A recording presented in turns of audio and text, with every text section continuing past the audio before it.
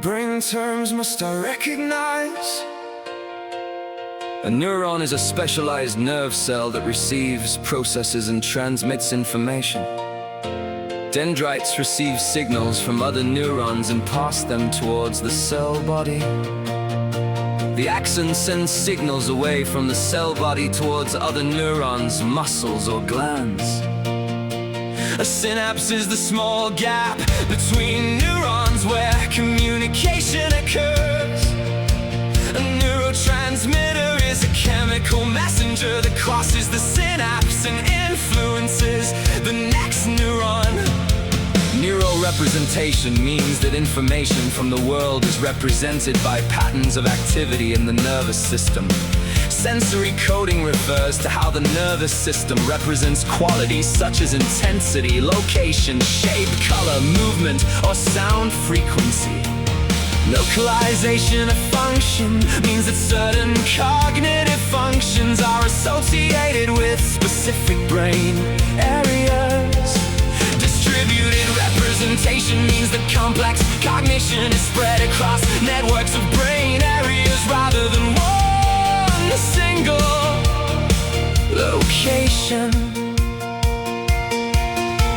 Double dissociation shows that two mental functions depend on different mechanisms. One patient loses function A, but not B, while another loses function B, but not A. The cerebral cortex is the brain's outer layer and supports many higher cognitive functions, including perception, action, memory, language, and reasoning. The frontal lobe is involved in planning, decision-making, problem-solving, working memory, and cognitive control. The temporal lobe is involved in hearing, language, object recognition, and memory. The parietal lobe is involved in spatial processing, attention, body awareness, and guiding action. The occipital lobe is mainly involved in visual processing. EEG or electroencephalography records electrical brain activity from electrodes on the scalp and is useful for studying timing. Event-related potential is an EEG response linked to a specific stimulus or event, showing when cognitive processing occurs. MRI or magnetic resonance imaging shows detailed brain structure but not moment-by-moment activity.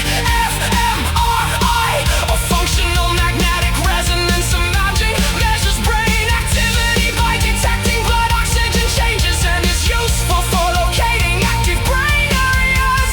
PET or positron emission tomography uses radioactive traces to show which brain areas use more energy during a task. TMS or transcranial magnetic stimulation uses magnetic pulses to stimulate or disrupt brain activity, helping test causal involvement.